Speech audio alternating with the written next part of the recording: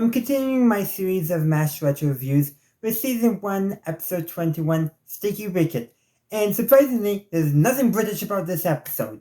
I know there's later on going to be an episode where they deal with some British soldiers, but that's not this episode.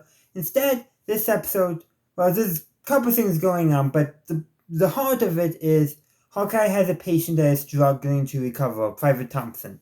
And some context around is, one, he's, not recovering well, so Hawkeye is worried, trying to figure out what's wrong, what could he have missed, and sounds like he's gone through almost every single possibility in his head. It doesn't help that during all this, him and Frank have a bit of a spat. No surprise there, but so early on in the episode, before Private Thompson's case worsened, Hawkeye basically gave it to Frank, basically a why you suck speech, if you will. Every single thing. And of course, Frank and Margaret are upset on it and starting to go over Colonel Blake's head again. But here's the thing is, Hawkeye doesn't want to apologize. And it is understandable. He has no respect for Frank as a medical professional. Well, you know what doesn't help now with all this? So when Private Thompson starts getting worse, not recovering well, and Frank rubs it in Hawkeye's nose, saying, well, who's basically Little Miss Perfect, that kind of thing. And they start fighting it out.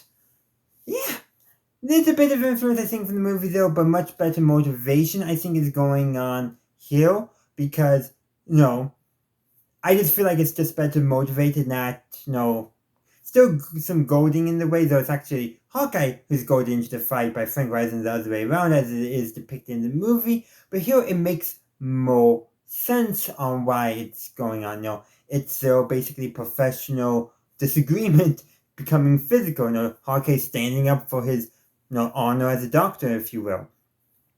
And he's basically depressed doing all this too. So this is not helping him. And eventually, what happens?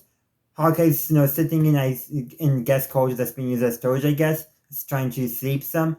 And all of a sudden, something pops into his head. He wakes Margaret up to help him with surgery, tells her to wake up Ugly John, the anesthesiologist, and a nurse to prep.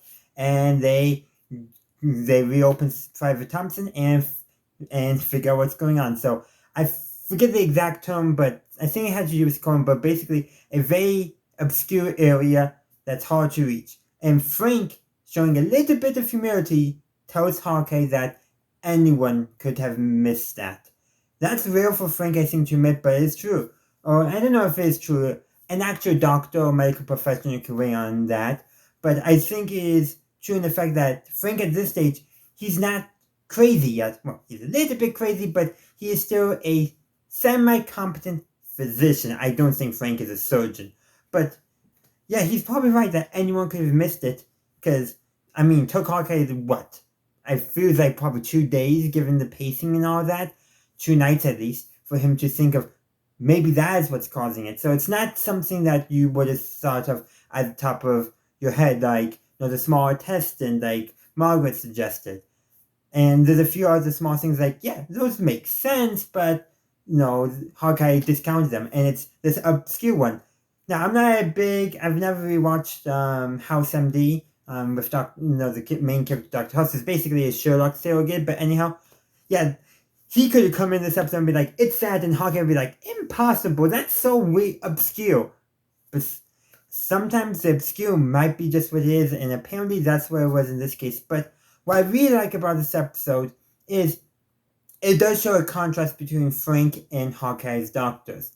Frank rarely shows concern whenever he has a patient who's not recovering well. Meanwhile, here's Hawkeye. He has one patient who's not recovering well, and he can't focus on anything else because of that. Frank, I have a feeling he could more easily move on, but Hawkeye, he just can't. Now, he also needed a little bit of perspective as well, which hopefully his conversations with Henry kind of helped him on. The perspective being, you can't solely focus on one patient at the expense of others. Even though that's not directly stated, I do think that's the perspective that Henry was trying to impart on Hawkeye. And one last thing before I leave you, there's plenty of jokes in this episode. Probably my favorite is this recurring guy. I think he does record 3 times, basically Radar eating a lot of food, and the final gag of it is when Hawkeye and Frank get at it. Well, Radar moves so he continue trying to eat all his food, but the fight still gets in his way, and he falls flat on his face basically into his own food. This is a gag I know they repeat other times, similarly with jokes about how Radar like one of the few people who actually likes eating the camp's food.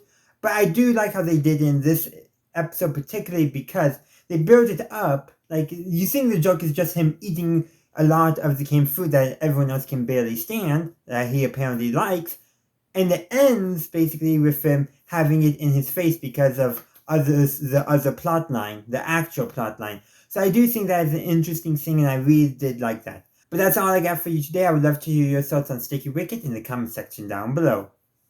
Thank you for watching my video. I do hope you enjoyed it. If you did, please be sure to give this video a like and share.